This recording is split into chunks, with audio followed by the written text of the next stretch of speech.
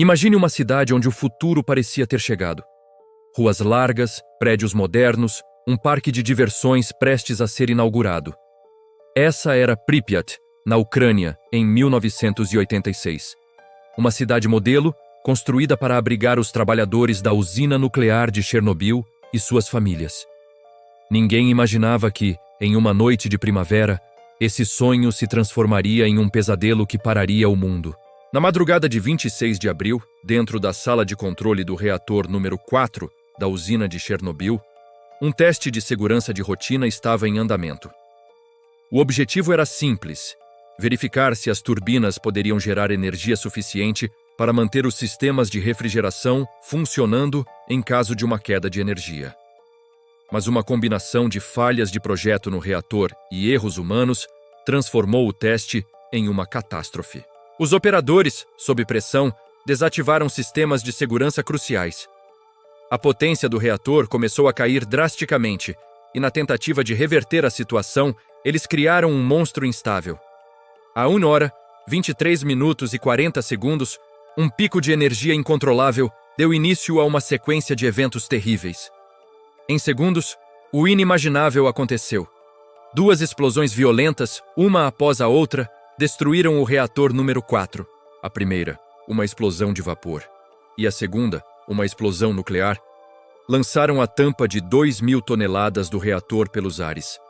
Um incêndio começou, liberando uma coluna de fumaça e detritos radioativos que subia quilômetros na atmosfera.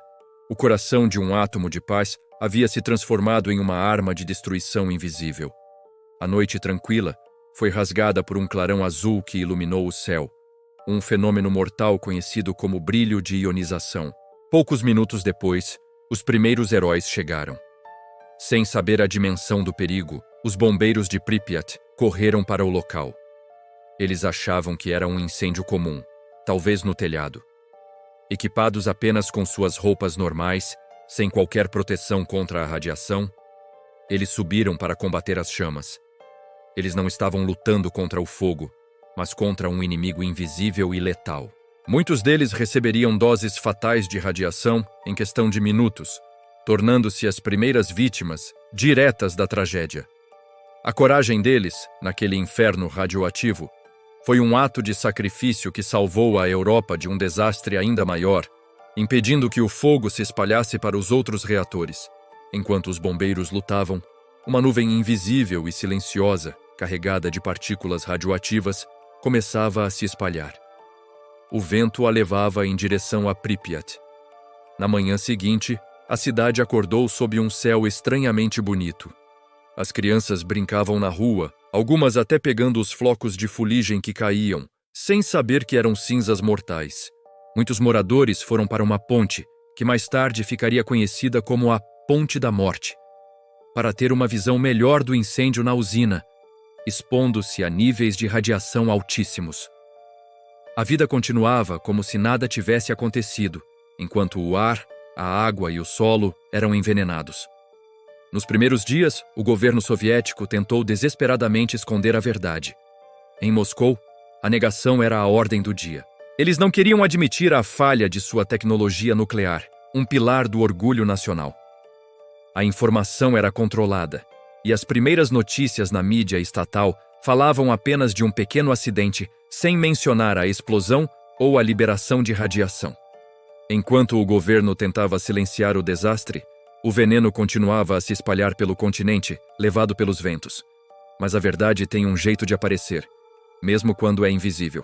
Apenas 36 horas após a explosão, quando os níveis de radiação em Pripyat se tornaram inegavelmente perigosos, a ordem de evacuação finalmente chegou. No dia 27 de abril, uma frota de mais de 1.000 ônibus enfileirou-se nas ruas da cidade.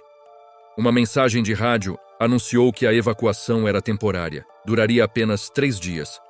Os moradores foram instruídos a levar apenas documentos e o essencial. Deixem seus animais de estimação, fechem as janelas e desliguem a eletricidade, dizia o comunicado. As pessoas deixaram tudo para trás, suas casas, suas memórias, suas vidas. Eles nunca mais voltariam. A cidade de Pripyat, antes cheia de vida, se tornou uma cidade fantasma em questão de horas. O segredo não durou muito.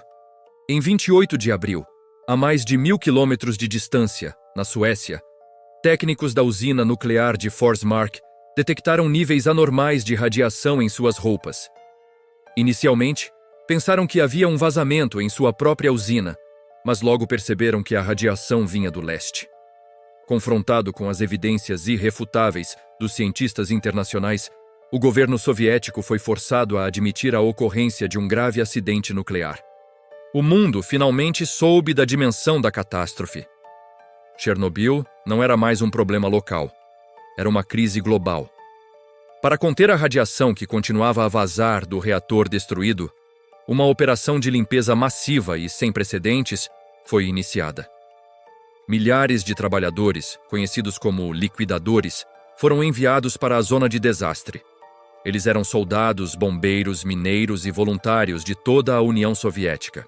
Esses homens e mulheres trabalharam em condições extremamente perigosas, muitos deles com proteção inadequada, para apagar o incêndio, enterrar aldeias contaminadas e construir uma estrutura de concreto e aço sobre o reator destruído, o famoso sarcófago.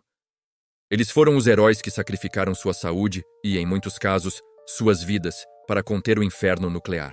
Uma zona de exclusão de 30 quilômetros foi criada ao redor da usina, uma terra proibida, evacuada para sempre. Hoje, mais de 3 décadas depois, Chernobyl é um símbolo das consequências da arrogância humana e do poder destrutivo que podemos liberar. A zona de exclusão se tornou uma cápsula do tempo onde a natureza, de forma surpreendente, retomou o espaço. Lobos, ursos e outras espécies selvagens vagam pelas ruas vazias de Pripyat. Mas as cicatrizes permanecem. O sarcófago original está sendo substituído por uma nova estrutura gigantesca, projetada para conter a radiação por mais 100 anos. As marcas deixadas não são apenas físicas. São as vidas perdidas, as famílias deslocadas, as doenças que afetaram milhares de pessoas e o impacto psicológico que dura gerações.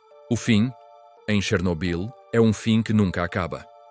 A história de Chernobyl é um lembrete sombrio sobre a responsabilidade que acompanha o poder tecnológico.